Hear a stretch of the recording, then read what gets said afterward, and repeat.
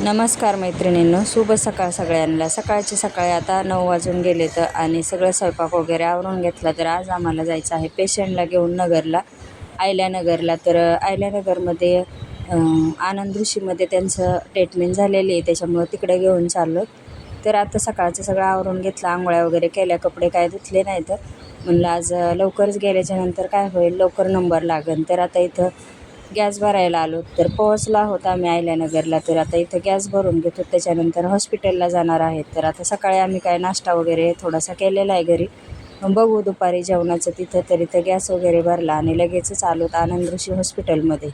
तर तिथं खूप गर्दी होती, म्हणजे गर्दी असतेच तिथं रोजची।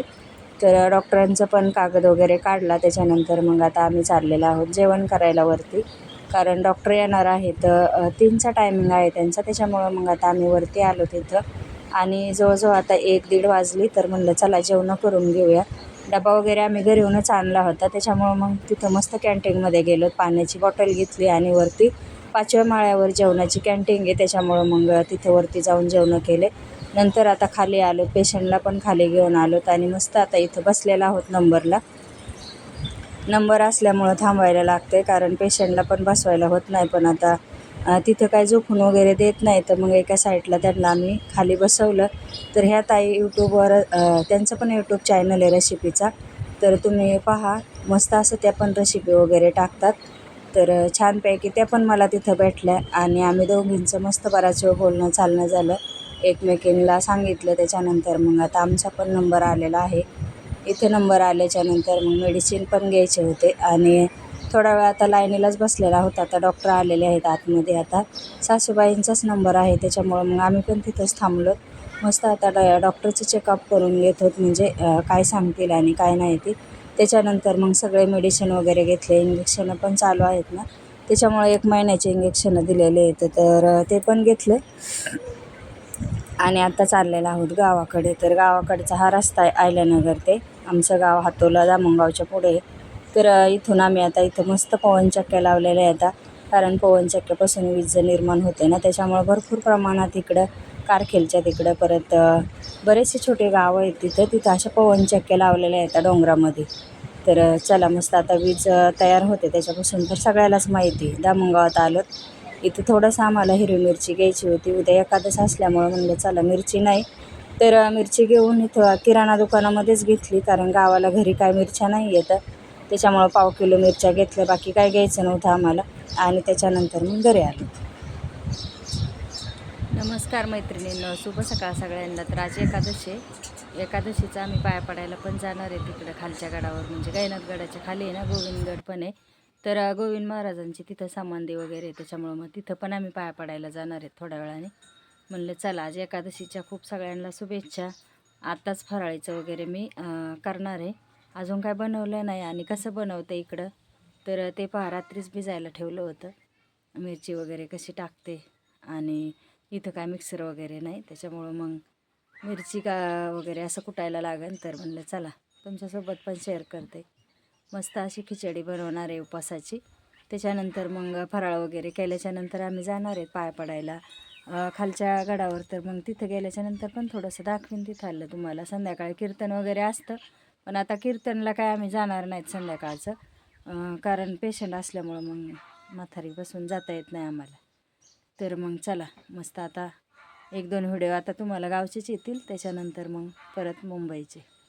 व्हिडिओमध्ये काय बनवलं आहे उपवासाला आणि एकादशीला, तर मी काय ना काय बनवतेच, म्हणजे फराळ तर लागतोच करायला, त्याच्यामुळं मग थोडंसं म्हणलं चला खिचडीच बनवूया। आता इथं काय बगर वगैरे काय नाही आहे, त्याच्यामुळं मग जे घरामध्ये असेल तेच मी आता बनवते। तर देवपूजा वगैरे करून झाली, कपडे पण धुतले। तर काल आम्ही नगरला गेलतो, ते तुम्ही व्हिडिओ तर पाहाच। तर मस्त सासूबाईंना घेऊन गेलतो आम्ही आयल्यानगरला, हॉस्पिटलमध्ये गेलो होतो। तर त्यांना तपासायला बोलवलं होतं, मग तिकडं पण गेलो, त्यांना तपासून वगैरे आणलं।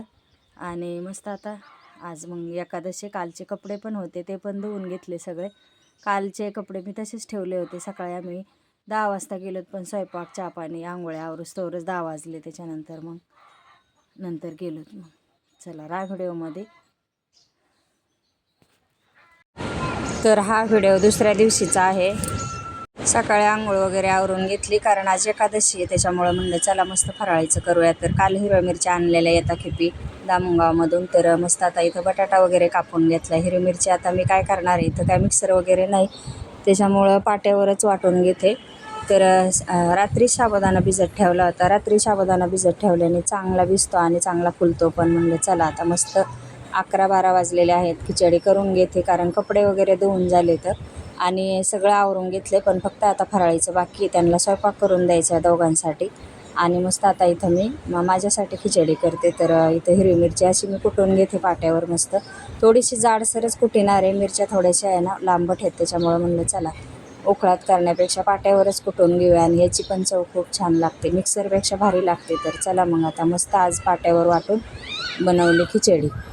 तर पाट्यावरच मिरची बारीक करून घेतली. त्याच्यानंतर मग आता इकडे खिचडी करायची तयारी चालू आहे. तर म्हणलं चला आज थोडंसं देवाला पण जाऊया, एकादश आहे तर चांगला दिवस आहे. तर म्हणलं चला आपलं कधी इकडं राहणं होत नाही, तर मस्त आज आहे एकादश तर जाऊया आणि दर्शन पण करूया. तर फराळीचं आता मी इथं करायला लागले. फराळीची काय रेसिपी तुम्हाला माहिती आहे, पण म्हणलं चला दाखवूया थोडीशी. तर आता इथं जी जाडसर मिरची ठेचलेली आहे ती टाकून घेते पाट्यावर आणि वरून शेंगदाण्याचा कूट टाकून चांगली खिचडी परतून घेते.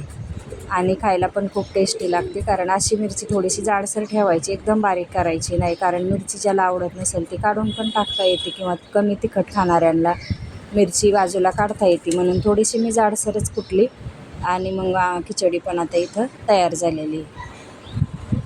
थोडंसं झाकण ठेवूनच मी आता ही खिचडी तयार करून घेते.